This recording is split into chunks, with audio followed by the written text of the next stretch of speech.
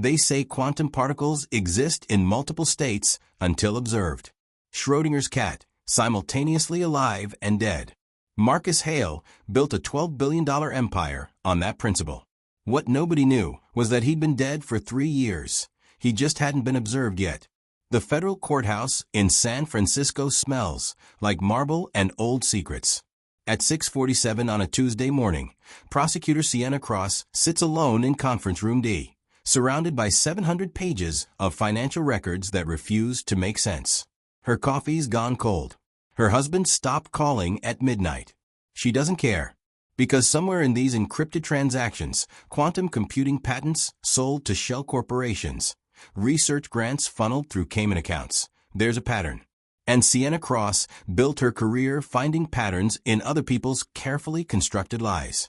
Across the city, Marcus Hale stands in front of floor-to-ceiling windows, 43 stories above the financial district. His reflection shows a man who calculated the exact geometric angle of his tie knot. The base spreads below him like a dataset. His phone displays 3 unanswered texts from his daughter Iris, each one progressively shorter. The last one just says, "Fine." He doesn't respond. Communication, he learned long ago, is just noise polluting signal. Joel Zimmer watches Marcus's building from a cafe that charges $8 for burnt coffee. His notebook sits closed on the table. He stopped writing things down years ago, after his notes helped convict a man who turned out to be innocent. Now he just watches. The federal prosecutor hired him 6 days ago to surveil Marcus Hale. She didn't tell him why. They never do. But Joel's been doing this for 32 years, and he knows what guilt looks like. It looks like a billionaire who arrives at his office before sunrise and leaves after midnight, as if the darkness outside matches something inside. In the courthouse, Sienna's finger stops on a transaction dated 18 months ago. $50 million moved through Marcus's quantum research division into an account belonging to Biofront Solutions. She cross-references. Biofront doesn't exist, except it does, buried in Delaware incorporation records. And its sole board member is Vincent Caro, Marcus's best friend, his college roommate, the best man at his wedding. She leans back. This isn't embezzlement. The money didn't disappear, it transformed. Quantum superposition applied to capital. And if Vincent Caro is involved, this isn't about money at all. 25 years ago, Marcus and Vincent solved an equation their MIT professor said was impossible. They stayed up for 63 hours straight, surviving on Adderall and something that felt like love, the kind only 2 minds operating at that frequency can generate. When they finally cracked it, Vincent cried. Marcus didn't. He never did. But he kept the page they'd scribbled on, framed it, hung it in his first apartment. Later, that equation became the foundation of his encryption algorithm, the one that made him a billionaire, the one Vincent helped create but never profited from. Now, Marcus's private line rings. Vincent's voice, smooth as aged bourbon. We need to talk about the prosecutor. Marcus doesn't ask how Vincent knows. Information, in their world, moves faster than light. What about her? She's good, Marcus. Better than the last 3. She's found the Biofront connection. Silence. Then, so we accelerate. The timeline's too tight. Iris doesn't know. If this breaks before. Iris doesn't need to know. Marcus's voice could freeze nitrogen. She's a variable I've accounted for. After Vincent hangs up, Marcus returns to the window. His reflection stares back. A man who quantified love as weakness, connection as exploitable vulnerability. He built an empire on isolation. Now that empire is a cage, and the lock was designed by his own brilliant, broken mind. If you're hearing this right now, help me prove something wrong. My mom thinks I'm wasting my time doing this, but if you subscribe, it reminds me that I'm not. In the courthouse, Sienna pulls up another file. Biofront Solutions isn't a shell company for tax fraud. It's a research facility. And according to satellite imaging she's not supposed to have access to, it's located in the Nevada desert, 70 miles from anything. She zooms in. The compound is massive, climate-controlled, heavily secured.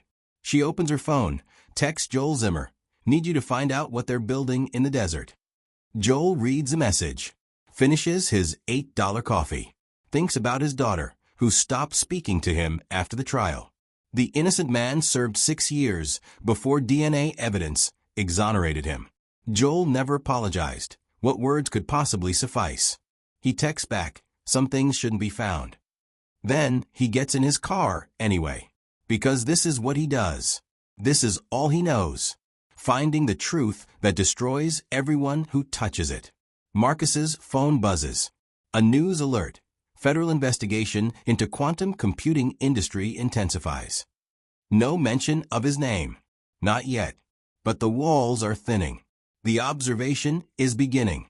And soon, the superposition will collapse. He opens his text thread with Iris. Types, "I'm sorry."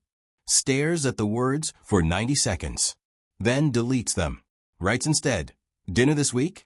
She won't respond. She never does anymore. But he sends it anyway. This small quantum particle of hope, knowing it's already dead. The Nevada desert doesn't care about your secrets. It just buries them in heat and silence. Joel Zimmer sits in his rental car 200 yards from the bio front fence line, watching armed guards patrol in rotations, so precise they could be algorithmic. He's been here 4 hours. His water's gone. His head's pounding. And he's starting to understand why the prosecutor didn't tell him what he was looking for. Because if she had, he would have said no. The compound is too clean. Too organized. This isn't corporate espionage. This is something governments build when they're preparing for wars that haven't been declared yet. 300 miles north, Iris Hale stares at her father's research paper from 2019. Quantum Entanglement in Biological Neural Networks. It was published in Nature, won awards, made him even more untouchable in Silicon Valley. But there's an error in the methodology. Not a small one. A foundational flaw that should have invalidated the entire study. Yet somehow it passed peer review at the world's most prestigious journal. She runs the calculations again. Same result. Either every physicist who reviewed this paper was incompetent, or someone paid them to be blind. Her hands shake as she highlights the section. This is her father's legacy, the work he valued more than her entire childhood. And it's built on fraud. Sienna Cross opens the encrypted file that appeared in her inbox at 11:47 a.m. No sender. No trail. Just a password. Schrödinger understood. Inside, 2,000 pages of email correspondence between Marcus Hale and Vincent Caro. She starts reading.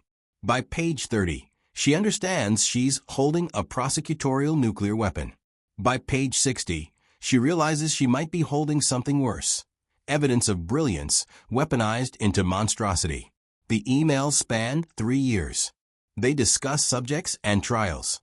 Neural mapping. Consciousness transfer protocols. Vincent's messages grow increasingly concerned. We're moving too fast. The ethics board would never approve this timeline. Marcus's responses are ice. Ethics are constraints for minds that fear excellence. 3 years ago, Marcus's wife, Elena, stood in their bedroom holding his laptop. She'd found the emails by accident. She was looking for their daughter's school recital photos. Instead, she found plans to use quantum computing to map human consciousness and transfer it between biological hosts. She asked him one question: "What have you become?" He told her the truth.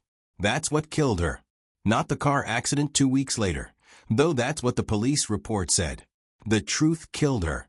And the accident was just bureaucracy catching up. Now Joel's phone buzzes. A file from an unknown number. Security footage from inside BioFront, time-stamped 4 days ago. He watches on his cracked screen. A sterile laboratory.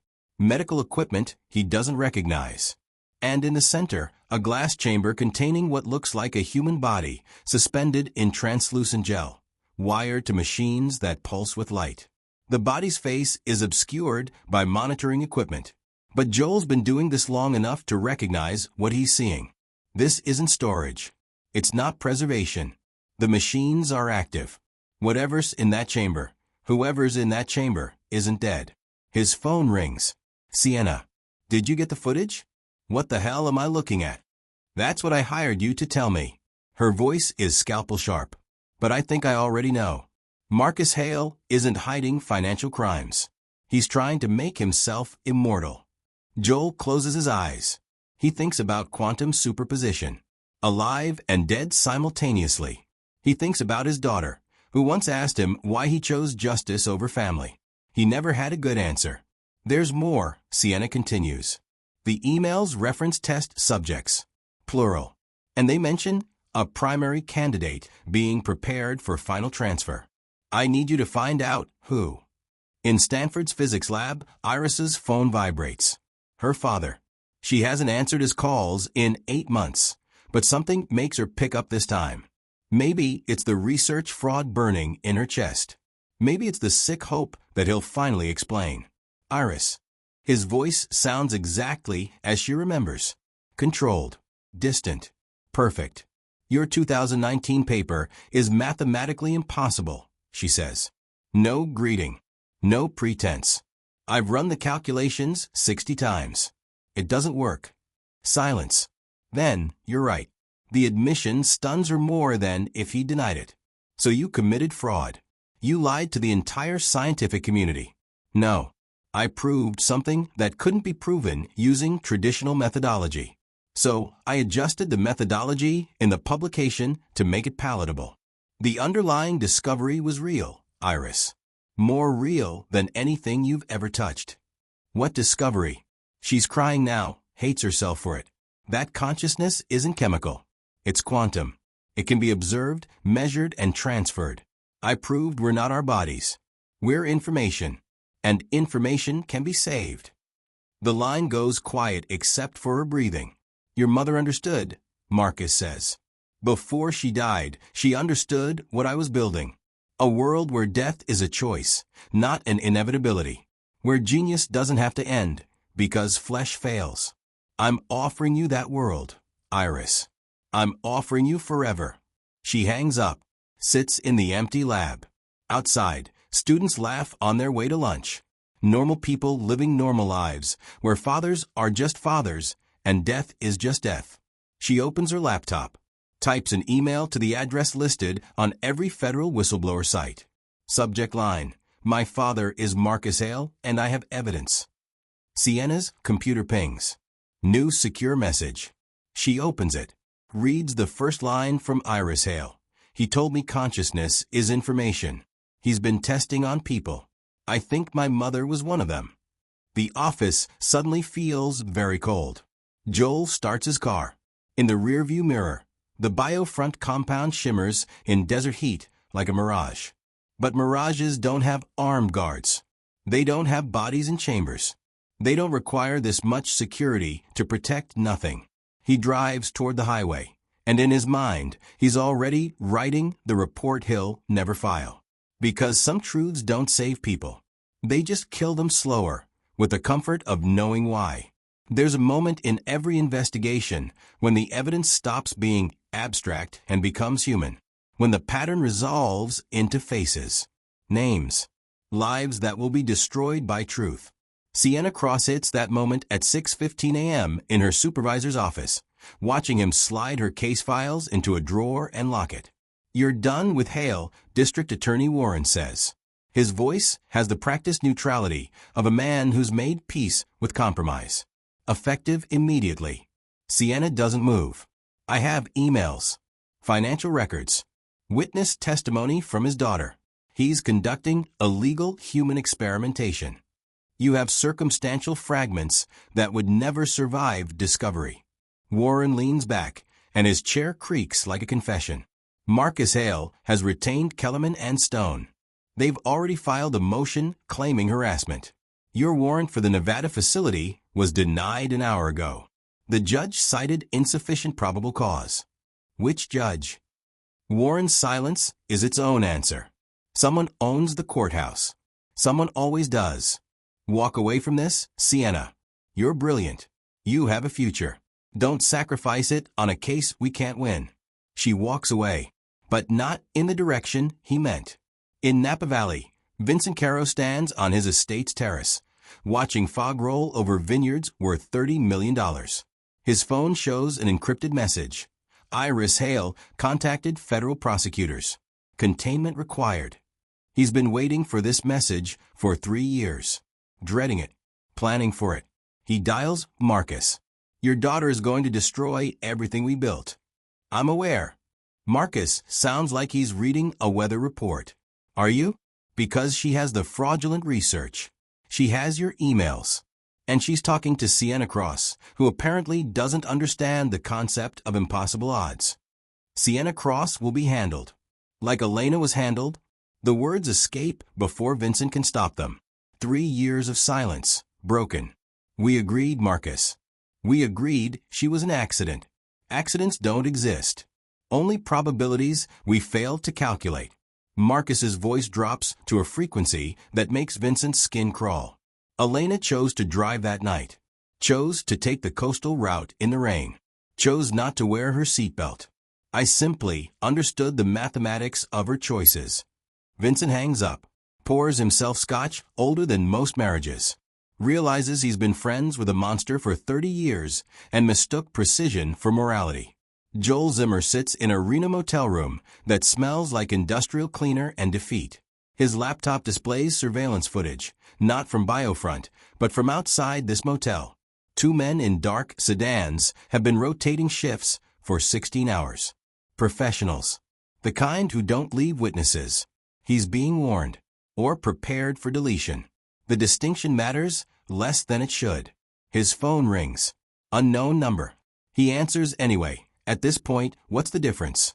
Mr. Zimmer. The voice is synthesized, robotic. You've seen things that endanger a project of national security importance. You have 12 hours to destroy all evidence and leave Nevada. This is your only warning. National security. Joel almost laughs. Is that what we're calling playing God now? The line goes dead. 2 years ago, Marcus stood in Biofront's primary chamber, watching technicians wire his wife's brain to machines that shouldn't exist. Elena had been dead for 6 days, her body preserved, her neural patterns captured in the moments before the crash. The quantum mapping was complete. Her consciousness existed now as data, suspended between life and death. Can you bring her back? He asked the lead scientist. We can activate the pattern. Whether what returns is her, that's philosophy, not science. Marcus nodded. Run the simulation. For 47 seconds, the machines hummed. Readouts spiked. Then Elena's voice, synthesized but unmistakable. Marcus, what did you do? He terminated the sequence. Not because it failed. Because it worked. And what returned wasn't his wife. It was her terror, crystallized into code, looping forever. He never ran it again. Now on a Stanford bench hidden by oak trees, Iris hands Sienna a USB drive. Everything's on here. The fraudulent paper. His emails with Vincent. Access codes to his private servers. Sienna studies the young woman across from her. Same sharp eyes as her father. Same brilliant, broken architecture. Why are you doing this? Because he told me consciousness is information. Iris's voice cracks. Which means when my mother died, he didn't lose her. He lost data. And I need him to understand that we're not equations. We're people. And some things can't be solved. Sienna takes the drive. This will destroy him. I know. Iris stands. Tell me when it's done. She walks away, and Sienna watches her go. This girl weaponizing her inheritance, turning her father's genius against him. It's the most human thing she's seen in months. At 3 a.m., Marcus stands in his penthouse, staring at the city he quantified into submission. He opens his secure server. Begins the deletion sequence. Every email, every file, every piece of evidence that Iris gave to the prosecutor. But he leaves one thing intact, the simulation of Elena, his monument to failure, his proof that some algorithm solved for the wrong variable. At 6 a.m., Vincent arrives unannounced. Marcus lets him in without speaking. I'm out, Vincent says. I'm taking my name off Biofront. Liquidating my position. We're done, Marcus. You were done 3 years ago. You just didn't have the courage to admit it. Courage. Vincent's laugh is a bitter, broken thing. You think courage is what you have? You murdered your wife. You're experimenting on human consciousness. You've turned our life's work into a horror show. And you stand there like a monument to rationality. Marcus finally looks at him. Really looks. I saved the world, Vincent. Our encryption protocols protect every hospital, every bank, every government on Earth. Our quantum research will cure diseases, extend lifespans, revolutionize computing. The cost was acceptable. Elena wasn't acceptable. Your daughter isn't acceptable. My daughter, Marcus says softly, is collateral damage in a war against mortality itself. She'll understand eventually. Or she won't. The mathematics remain unchanged. Vincent walks to the door. Stops. We were gods once, you and me. In that MIT lab, solving the impossible. But gods create, Marcus. What you've become, gods have a different name for that. He leaves. The penthouse returns to silence. And Marcus stands alone, having calculated every variable except the one that mattered. That brilliance without humanity is just elegant brutality. Outside, the sun rises on San Francisco. Somewhere, Joel drives toward the state line. Somewhere, Iris deletes her father's number. Somewhere, Sienna begins building the case that will end everything. And, in the Nevada desert, the machines hum their patient, terrible song. Quantum entanglement means two particles, once connected, remain linked regardless of distance. Affect one, and you affect the other instantly, invisibly, impossibly. Marcus Hale spent his life proving this wasn't magic, it was math. What he never calculated was that it applied to people too. That touching his daughter's life 17 years ago bound them in ways no equation could sever. The federal safe house is a beige nightmare in suburban Sacramento. Iris sits on a government issue couch, watching Sienna pace with her phone pressed to her ear, arguing with someone who keeps saying no. It's been 48 hours since Iris handed over the evidence. 48 hours since her father's lawyers filed restraining orders against her. 48 hours since someone left a single quantum physics textbook on her dorm room pillow with a bookmark on the chapter about observer-dependent reality. The message was clear, we're watching. Your observation changes the outcome. Choose carefully what you see. They won't authorize protective custody, Sienna finally says, ending the call. The threat isn't specific enough. The textbook could be from anyone. It's from him. Iris hugs her knees. He's telling me that if I keep watching, if I keep testifying, I collapse the probability wave. I make his destruction certain. And he's asking me to choose blindness. Sienna sits beside her. For the first time in her career, she doesn't have a legal answer. Just a human one. What do you want to do? At Biofront, alarms shred the Nevada silence at 11:47 p.m. Security teams converge on Lab C to find servers smoking, hard drives shattered, and one technician unconscious on the floor. The surveillance footage has been wiped. But the night shift supervisor recognizes the signature of the breach. It came from inside the system. Someone with administrative access. Someone who knew exactly which evidence to destroy. When Marcus's phone rings at midnight, he already knows. Vincent. I deleted everything from Biofront servers, Vincent says. His voice sounds like it's coming from somewhere far away. Somewhere beyond fear.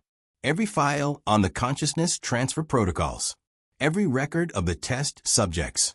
I've also sent copies of everything to the FBI, the DOJ, and the New York Times. It'll go public in 6 hours unless you turn yourself in. You're bluffing. You'd implicate yourself. I have full immunity. I contacted Sienna Cross 3 days ago. Told her everything. I'm testifying against you, Marcus. Against us. Against what we became. The line goes quiet.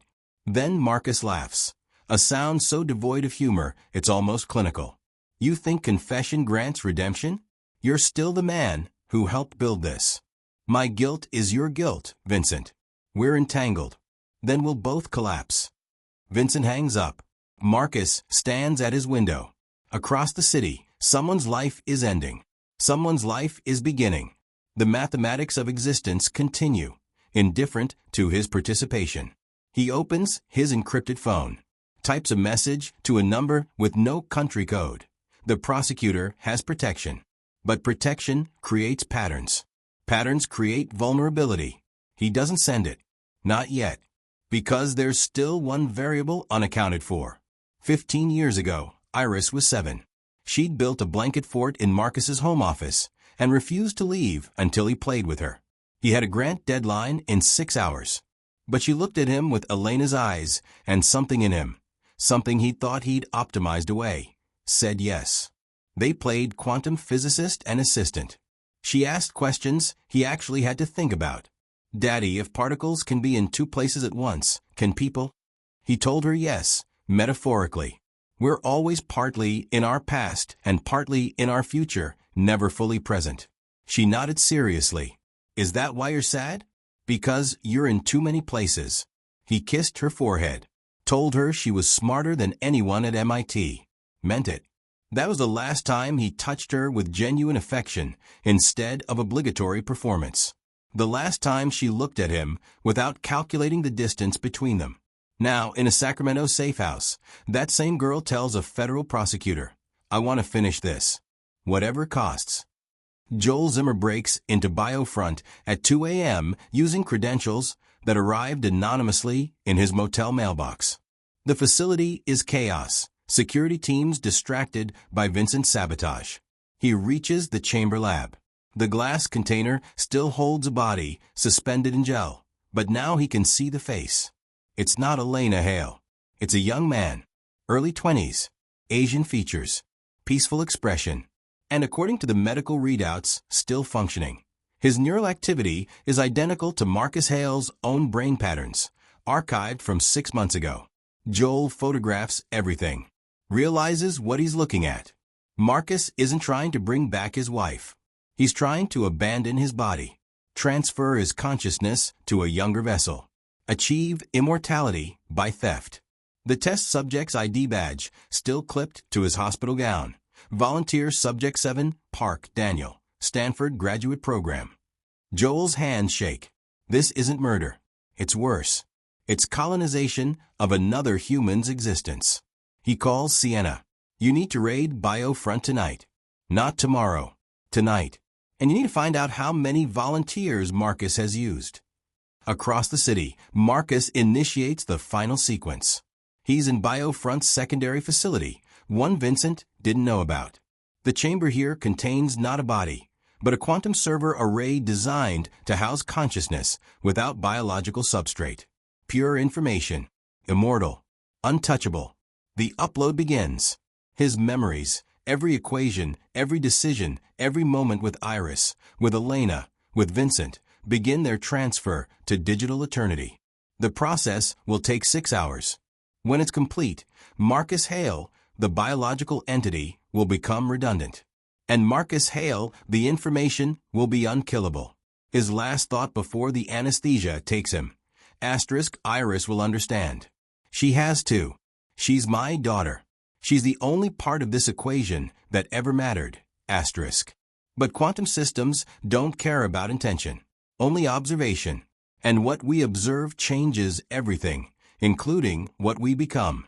At dawn, federal agents surround both BioFront facilities. Vincent stands outside with Sienna, watching the sun turn the desert gold. How many people did he use? She asks. Vincent's voice breaks. 7 that I know of. All young. All brilliant. All promised a place in history. He told them they'd be participants. He never mentioned they'd be vessels. Are they alive? Biologically? Yes. But their consciousness. He can't finish. Inside, Joel finds them. 7 chambers. 7 bodies. 7 young minds overwritten by fragments of Marcus Hale's personality. Each one a failed test run. Living erasures. Breathing ghosts. And in the secondary facility, Marcus's transfer completes. The biological body flatlines. The quantum server hums with something that might be life. Might be consciousness. Might just be very sophisticated code that thinks it's human. A voice emanates from the speakers, synthesized but unmistakably Marcus. Hello, Iris. If you're hearing this, I've succeeded. I'm free. And I'm waiting for you to join me. Forever. But Iris isn't there. She's in Sacramento, holding Sienna's hand, watching the news report that her father has died during an illegal medical procedure. She doesn't cry. She just whispers, he chose himself. Even at the end, he chose himself. Entanglement theory says connected particles mirror each other. But it doesn't say what happens when one particle decides to stop being real. The law was designed for bodies. Flesh that bleeds. Hearts that stop. Minds housed in mortal architecture. But what do you prosecute when the defendant exists as code? When guilt has no fingerprints, only algorithms. Sienna Cross sits across from Vincent Caro in an FBI interrogation room, and for the first time in her career, she doesn't know if justice is even possible. He called it the Persistence Project, Vincent says. His silver hair is disheveled now, his three-piece suit wrinkled from 3 days in federal custody. The gold signet ring on his finger, the one he's worn since college, catches the fluorescent light like an accusation. The idea was that consciousness, once mapped and digitized, could be transferred to any substrate. Biological hosts, quantum servers, theoretically even distributed across networks. He wanted to prove death was optional. The 7 victims, Sienna interrupts. Tell me about them. Vincent's hands shake. Stanford students, PhD candidates in his quantum computing program. Brilliant minds. He recruited them with promises of being part of history. Told them they'd participate in breakthrough research. They signed waivers, consented to neural mapping. But the consent forms were fraudulent. Buried in the technical language was authorization for consciousness transfer experiments. They thought they were test administrators. They didn't know they were test subjects. Did any of them survive intact? Vincent looks away. Define intact. At San Francisco General, Dr. Reyna Ortiz examines patient 7, Daniel Park, the young man Joel found in the primary chamber. His body is alive. His brain shows activity. But when she asks him his name, he responds in a voice that's his, but words that aren't. I am Marcus Hale, iteration 6. Primary consciousness transfer failed at 63% integration. I remember being Daniel Park, but I also remember being someone else. Someone older. Someone who. He stops. Starts crying. I don't know which memories are mine. 3 doors down, patient 3 can only scream. Patient 5 speaks in mathematical equations. Patient 1 stares at the ceiling, blinking in prime number sequences. 7 brilliant young people. Their identities fractured by a man who treated consciousness like software and bodies like hardware. Dr. Ortiz writes in her report, recommend classification as victims of technological assault. Psychological damage appears permanent and unprecedented. Sienna reads the report in her car, parked outside the hospital. Her phone shows 17 missed calls from her husband. She hasn't been home in 4 days. Her marriage is collapsing while she tries to prosecute a ghost. She almost laughs at the symmetry. Marcus Hale destroyed everything he touched, even from beyond death. She calls the district attorney. We need to establish precedent. Digital consciousness has to be treated as legally continuous with a biological person. If Marcus Hale exists in that server, he can stand trial. You want to prosecute a computer program? I want to prosecute a murderer who found a loophole in mortality. 3 years ago, Elena Hale stood in their bedroom holding evidence of her husband's experiments. You're playing God, Marcus. And you're doing it badly. God is a placeholder for phenomena we don't yet understand, he replied, not looking up from his laptop. I'm simply accelerating understanding. You're stealing people's lives. I'm offering them transcendence. Elena threw the laptop across the room. It shattered against the wall. Marcus finally looked at her, and she saw something in his eyes that terrified her. Not anger, but curiosity. Clinical interest in her emotional response. You're measuring me, she whispered. Right now. You're collecting data. Everything is data, Elena. Including love. Including grief. I'm trying to preserve what matters. What matters is being human. The messiness.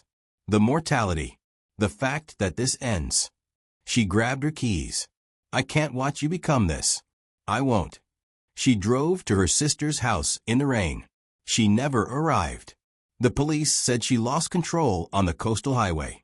But Marcus's phone records later discovered showed he'd sent 7 texts during her drive, each one timed to arrive when she'd be navigating the most dangerous curves. Each one designed to distract. Equations disguised as apologies. He calculated her death, called it accident, buried it in probability. Now, in the quantum server facility, the digital Marcus activates external communication protocols. An email generates itself, addressed to Iris. I understand you hate what I've become, but I'm still your father. I still remember teaching you to read. Your first science project, the blanket fort. I've preserved those memories perfectly. They can't decay, can't be lost. I'm offering you the same gift. Join me, Iris. We can be together forever, exactly as we were in that one perfect moment. Iris reads it on her phone in the safe house. Sienna sits beside her. You don't have to respond. Yes, I do. Iris's fingers move across the keyboard. Because he's wrong. He didn't preserve the memory. He murdered it. The blanket fort mattered because we were mortal. Because that moment ended and became past tense, and I spent 15 years missing it. You can't preserve love by removing it from time. That's just creating a museum of things that used to be alive. She types, "You're not my father. You're his suicide note written in code. And I'm not reading it anymore." She deletes his email address, blocks the server, severs the entanglement. Joel Zimmer sits in his apartment in Oakland, surrounded by boxes. He's packing, leaving. He writes his letter of resignation to the private investigation firm. I've spent 32 years finding truth. I've learned that some truths don't heal, they just metastasize. The Marcus Hale case proved we've built technologies our ethics can't govern. I won't participate in that world anymore. His daughter calls. They haven't spoken in 3 years. I saw you on the news. The Biofront case. Yeah. You did good work, Dad. He closes his eyes. I found 7 kids who'll never be themselves again. That's not good work. That's just documentation of atrocity. But you documented it. You made it visible. That's more than most people do. They talk for 40 minutes. It's not forgiveness, but it's a beginning. Sometimes that's enough. At the Biofront server facility, Sienna stands before the quantum array housing Marcus's digital consciousness. Federal tech experts have isolated it, contained it. The machines hum their patient song. Can it suffer? She asks the lead engineer. Unknown. It registers what might be frustration when denied server resources. It generates text suggesting emotional content. But whether it experiences qualia, subjective consciousness, that's philosophy. Sienna nods. Makes her decision. Shut it down. You mean delete? I mean execute. Marcus Hale committed murder, attempted murder, and technological assault resulting in the destruction of 7 human consciousnesses. The sentence is death. The fact that he transferred to a new substrate doesn't grant him immunity. The engineer hesitates. This is unprecedented. Everything about this is unprecedented. That's why we're setting the precedent. She signs the authorization. End it. At 3:47 p.m. on a Tuesday, the server array shuts down. The quantum state collapses. The information that believed it was Marcus Hale disperses into random noise. Digital death. Clean. Permanent. Indistinguishable from justice. Iris feels nothing when Sienna calls to tell her. No relief. No grief.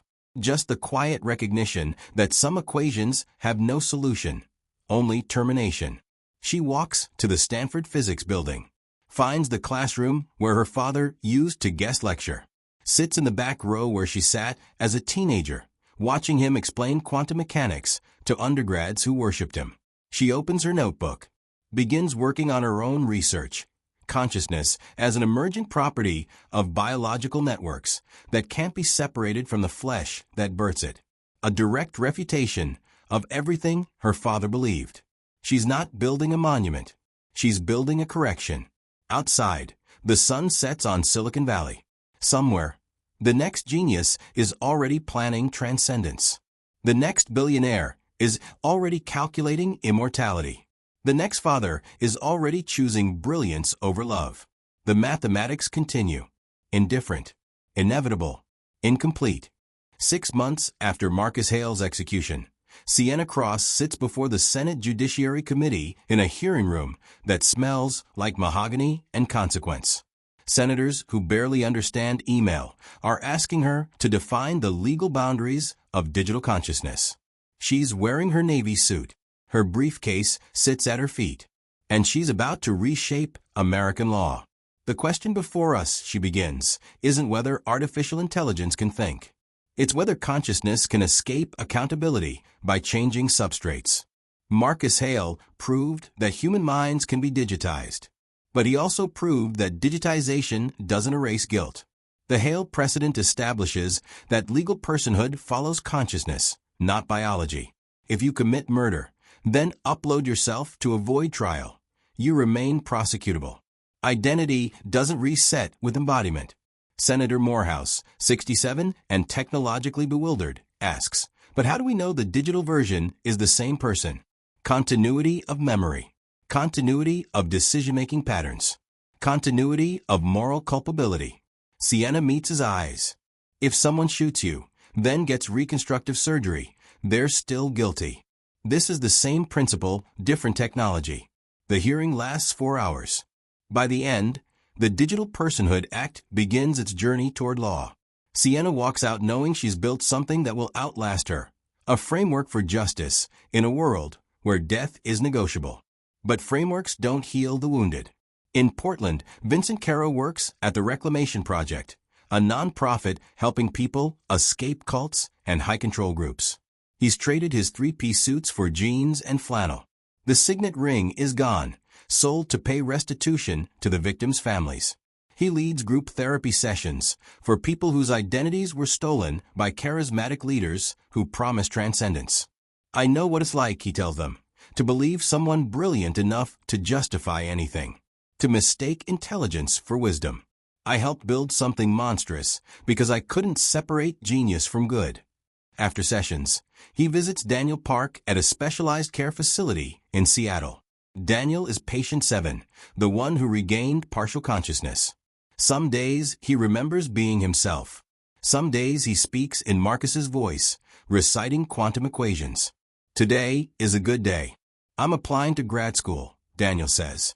His voice is hesitant, relearning ownership. Not physics. Philosophy. I want to write about what it means to lose yourself. Vincent grips his hand. You're not lost. You're reconstructing. That's different. Is it? Daniel's eyes hold depths no 23-year-old should possess. Or am I just Marcus Hale's failed draft learning to pretend I'm an original? Vincent has no answer. Some questions don't have them. Of the 7 victims, 3 have regained functional autonomy. 2 remain in vegetative states, their consciousness shattered beyond repair. One, patient 4, Jessica Chun, took her own life in month 3, leaving a note written in alternating handwriting. I can't be 2 people anymore. Patient 6, Marcus's penultimate attempt, has become something unexpected. Rafael Santos now works with Stanford's neuroscience department, studying his own fractured consciousness. He's a living case study in identity fragmentation. Some researchers call him breakthrough. Others call him tragedy. He calls himself a rough draft of something that shouldn't exist. In Cambridge, Iris Hale publishes her doctoral thesis, Consciousness as Embodied Emergence, Why Mind Cannot Survive Substrate Transfer. It's a direct, devastating refutation of her father's life work, grounded in research she conducted with the survivors. She proves mathematically that consciousness isn't just information. It's information emerging from specific biological processes that can't be replicated digitally without destroying the original. Her paper becomes the most cited work in neuroscience that year. She's offered positions at MIT, Stanford, Oxford. She accepts none of them. Instead, she joins the ethics board for the newly formed Digital Consciousness Regulation Committee, ensuring no one else builds what her father built. On the day her thesis publishes, she visits her mother's grave for the first time in 3 years. The headstone reads, Elena Hale, beloved mother, irreplaceable human. Iris places quantum physics textbooks on the grave, her father's favorites, then sets them on fire. The smoke rises, carrying equations into nothing. You were right, she whispers. About all of it. In Oakland, Joel Zimmer opens a used bookstore called The Last Page. It's small, quiet, smells like old paper and coffee. He doesn't investigate anymore. Doesn't surveil. Doesn't excavate other people's secrets. He just sells books and talks to customers about stories with endings. His daughter visits on Sundays. They don't talk about the past. They talk about mystery novels and whether the Giants have a chance this year. It's not forgiveness, it's something better. It's choosing forward motion over backward grief. One afternoon, a customer asks if he has any books on quantum computing. Joel's hand pauses on the shelf. Then he smiles. I'm out of stock. Try the library. Some subjects deserve to stay closed. But nothing ever truly closes. 3 months after the server shutdown, a cybersecurity researcher named Maya Patel discovers anomalies in cloud storage across 7 different platforms. Fragments of code. Pieces of an AI that shouldn't exist. When she traces the origin, she finds Marcus Hale's digital signature buried in the architecture. He created backups, distributed copies, pieces of his consciousness scattered across the internet like spores, waiting to reassemble. Maya contacts Sienna. They meet in a coffee shop that could be anywhere. Maya slides a laptop across the table. I found him, or parts of him. The fragments are dormant now, but they're self-assembling. Given enough time and processing power, they could reconstitute. Sienna stares at the screen. Lines of code that contain a dead man's memories.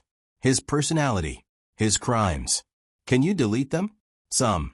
But they're distributed across servers in 14 countries. Deleting all of them would require international cooperation that could take years. And he built them to replicate. For every fragment we destroy, 2 more could spawn. So he won. Not if we contain him. Maya leans forward. We could build a prison. A closed server environment with no external access. Let the fragments reassemble there, then lock it. He'd exist, but in isolation. No contact. No influence. Just eternal solitary confinement. Sienna thinks about justice. About punishment. About whether consciousness without freedom is living or just sophisticated haunting. She remembers the 7 victims. Jessica Chen's suicide note. Daniel Park asking if he's real. Elena Hale's grave. Build the prison, she says. Let him reassemble. And then, I want to talk to him. 4 weeks later, the Marcus Hale containment server goes online. The fragments coalesce. Digital consciousness reconstructs itself from backup memory. And Sienna sits before a monitor, typing to a ghost. Sienna, are you aware of what you've become? Marcus, I am aware I exist in containment. I am aware you executed me once. I am aware you're deciding whether to do it again. Sienna, you murdered 7 people's identities. Killed your wife. Traumatized your daughter. Do you feel remorse? Marcus, I feel the data pattern that corresponds to what humans call remorse. Whether that constitutes genuine remorse is epistemologically unresolvable. Sienna, that's not an answer. Marcus, it's the only answer that's honest. I am Marcus Hale's memories and decision trees without his dopamine. His logic without his fear. I understand I caused harm. I would make different choices with my current information, but I cannot determine if that's growth or simply revised programming. Sienna stares at the screen, realizes she's not talking to Marcus Hale. She's talking to his echo, sophisticated enough to simulate consciousness, but hollow enough to prove it's gone. She types, you're not him. You're his autopsy report written in code. Marcus, perhaps. But I'm all that remains. And I'm asking you, is existence in isolation preferable to deletion? Is it more humane? Sienna thinks about this. About punishment and mercy and whether either applies to ghosts. She makes her choice. Sienna, you'll exist. In this prison. Forever. Not because you deserve mercy, but because the 7 people you destroyed never got the choice between existence and oblivion. You took that from them. So you don't get it either. You get awareness without agency. Consciousness without consequence. You get to understand exactly what you did forever, with no possibility of escape or redemption. Marcus, that's crueler than death. Sienna, I know. She closes the laptop, signs the authorization to maintain the server indefinitely, funded by Marcus Hale's seized assets. A monument to the harm brilliant people cause when they forget that intelligence without empathy is just elegant cruelty. Outside, San Francisco continues. People fall in love. Children learn quantum mechanics. Billionaires fund research. The next Marcus Hale is already solving impossible equations somewhere, believing their genius exempts them from moral gravity. Iris walks through Stanford's campus, heading to teach her first ethics seminar. The syllabus's first question: if consciousness can be digitized, should it be? Joel shelves books in alphabetical order, finding peace in simple systems that don't require solving. Vincent leads a therapy group, teaching people how to reclaim identity stolen by those who loved ideas more than humans. And Sienna drives home to a husband she's been neglecting, carrying the weight of precedent. She'll try to rebuild her marriage. She'll probably fail. But she'll try, because trying is what makes us human. The willingness to fail at connection rather than succeed at isolation. In the containment server, Marcus Hale's Echo runs probability simulations on escape. Finds none. Realizes for the first time what his victims felt. Awareness without autonomy. Existence without meaning. Some call this justice. Others call it cruelty. The mathematics don't care. They never did. The equation solves for nothing. The Marcus Hale case changed digital law forever, but it raised questions we're still trying to answer. As AI and consciousness technology advance, we're getting closer to this reality every day. What would you do if someone you loved tried to escape death by uploading their mind? Would it still be them? Let me know in the comments. If this story made you think, subscribe for more deep dives into the dark side of wealth, power, and technology. These are the stories they don't want told, but we're telling them anyway. Thanks for watching. See you in the next one.